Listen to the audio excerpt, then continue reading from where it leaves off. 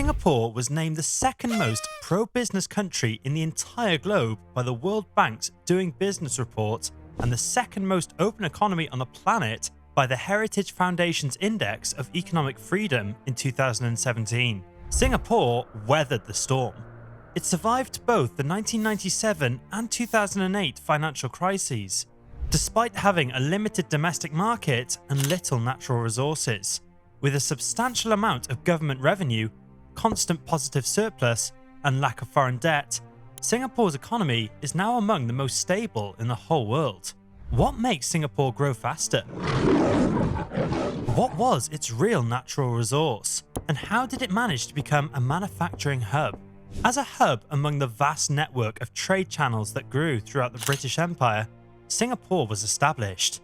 Given the geopolitical dynamics between the Dutch and the British in Asia, the settlement's value stemmed from its extremely strategic location at the most advantageous crossroads for goods and merchants operating within these geographical subsystems: Europe, India, China, and the Malay archipelago. In fact, Singapore's development was solely supported by its location.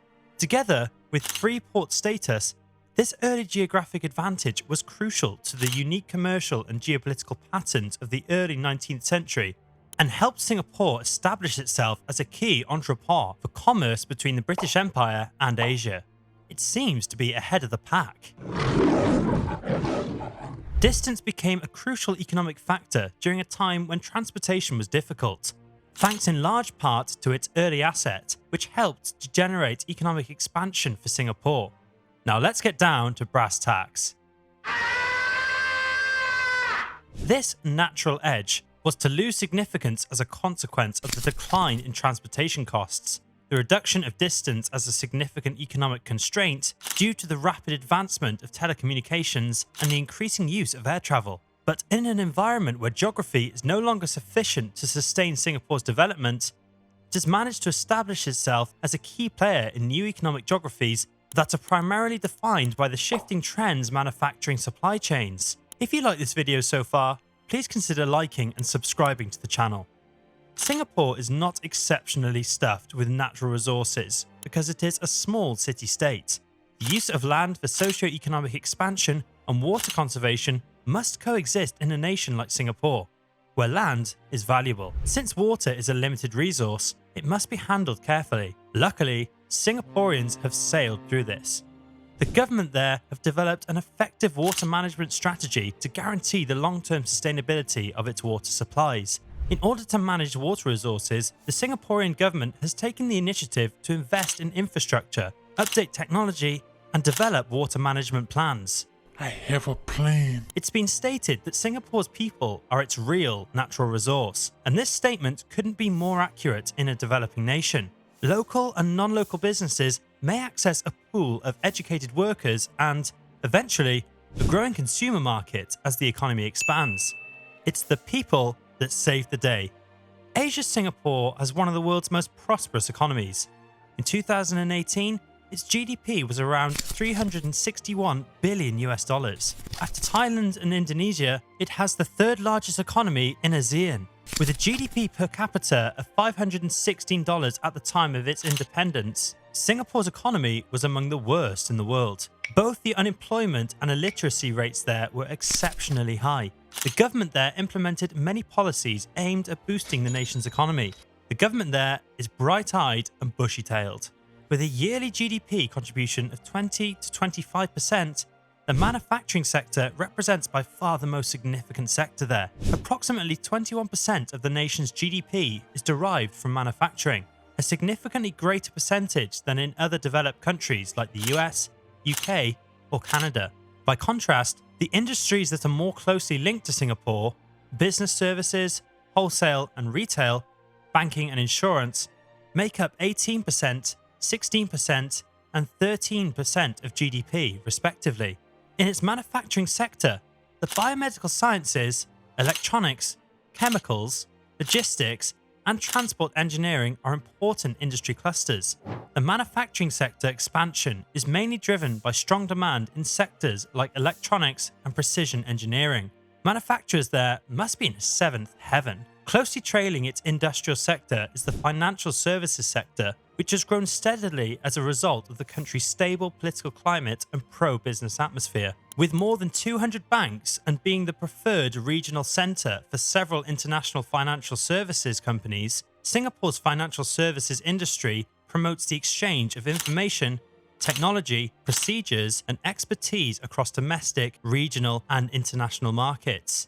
It's on the pig's back. We were making more money than we knew what to do. Healthcare, content creation, clean energy, medical technology, and aerospace engineering are among other sectors that are significantly boosting the economy there.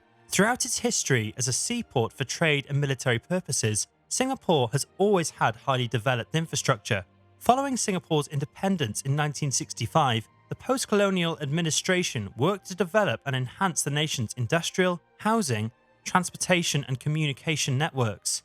9,310 kilometres of paved roads, 199.6 kilometres of rail comprising light and mass rapid transit, and the island's extensive bus, taxi and ride-sharing services serve Singapore's land area.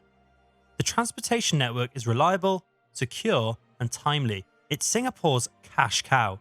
Changi International Airport offers air travel connections to 380 locations across 90 countries. Every week, it manages over 7,000 flights that carry people and goods throughout the globe. Shippers have access to about 600 ports across 123 countries and more than 200 shipping lines via the Singapore port. The Singapore port is the busiest container port in the world, with up to 1,000 ships able to dock there at once. They must have worked hard to make a go of it.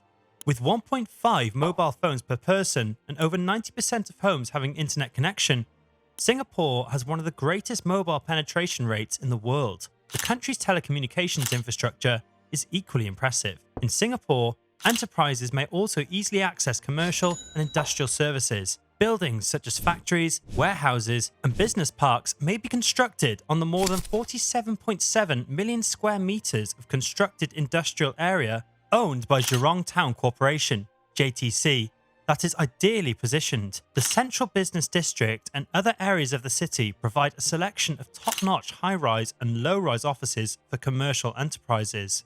Kuan Yew was the country's most successful post-war leader in terms of politics and economy. Businessmen, bankers, investors, and others who place an emphasis on the high growth rates, overall wealth, and social stability attained during Lee's lengthy rule would support that decisions for a leader who was frequently re-elected to unbridled power. He's bouncing off the walls. The People's Action Party, PAP, a socialist and populist group founded in 1954 by Mr. Lee and other British-educated Singaporeans, sought independence from Britain, which had reoccupied the province following the war. He was elected to a parliamentary seat the next year, which he would maintain for almost 50 years. In 1959, he was elected as Singapore's first Prime Minister, leading an independent government with the exception of military and foreign policy. With Britain having given domestic self-government, he guided his People's Action Party to victory in 1959, and Singapore flourished with double-digit growth rates aided by high savings rates and international investment. Tighten your belts, Singaporeans. After 1960, it scored positive saving rates, and together with the investment rate, they continued to increase. It is now a significant industrial city and a hub for transportation and telecommunications. The most appropriate memorial for Lee is made up of the enormous towers of Singapore's commercial area and the expansive blocks of affordable housing. Seems like Mr. Lee zeroed in on the industry there. Mr. Lee started the process of constructing Singapore by enacting laws that supported free trade and industry. He aggressively combated corruption, initiated urban reforms, demolished filthy slums, and imposed diversity in an endeavour to forge a distinctively Singaporean character. Singapore has the second highest level of economic freedom globally, only surpassed by Hong Kong. During the last 20 years, Singapore has consistently maintained a high level of economic freedom. According to its open economy concept, a favourable business climate is essential. Fintechs and financial institutions may benefit from Singapore's pro-business climate, first-rate infrastructure, global connectivity, and highly qualified multicultural labour force. Its business climate is causing a stir in the world. It has an edge over other places in a number of categories, including capital imports, taxation, an autonomous judicial system, accessibility to local financing, ease of founding and operating a firm, and profit repatriation. Also, Singapore's position as a major regional and international centre for businesses to conduct business has been strengthened by international institutions' regular rankings of Singapore as having a first-rate business climate. According to the IMD World Competitiveness Scoreboard for 2022, it came in third place worldwide. To further increase its appeal as a favourable business site, it has inked bilateral shipping agreements, free trade agreements, and a vast network of tax treaties in addition to her robust infrastructure and pro-business regulations. They're raring to go. Additionally, it boasts the best seaport in Asia and was ranked 8th globally and first in Asia on the World Bank's Logistics Performance Index for 2018. Singapore's first-rate processing and storage facilities complement this. Over 5,000 marine firms and establishments are located there. The government works hard to create an environment that is pro-business and supportive of entrepreneurs because it recognises the significance of the maritime industry. The government of Singapore operates the GIC, a sovereign wealth fund, under the name of Government of Singapore Investment Corporation. With $360 billion in assets under management, GIC is a multinational investment business. The $453 billion in total assets makes GIC the 6th largest sovereign investor in the entire globe as of 2021. It was founded in 1981 to oversee Singapore's foreign reserves and is well positioned to make flexible, long-term investments in a variety of asset types, such as fixed income, real estate, private equity, and public stocks. GIC partners with management teams and fund managers to make direct investments in businesses as well as fund-based investments. With centres in some of the major cities in the world like London, New York, and Tokyo, GIC employs 1,300 people. They're putting their heart and soul into it. According to Ang Eng Seng, GIC's Chief Investment Officer for Infrastructure, the company spends $10 billion to $20 billion annually in infrastructure assets, a portfolio that has increased 5 times since 2016. This is because infrastructure investments offer stability, inflation protection, and diversity. Additionally, GIC wants to commit more resources to private lending. They are going an extra mile. Even though Singapore's economy is robust, the country nevertheless has a number of issues. Given that Singapore's population is aging faster than any other country in the world, demographic aging will be a major problem for the country's economy in the long run. With 1/6 of the population presently over 65, the number of older Singaporeans is expected to increase to 1/4 by 2030.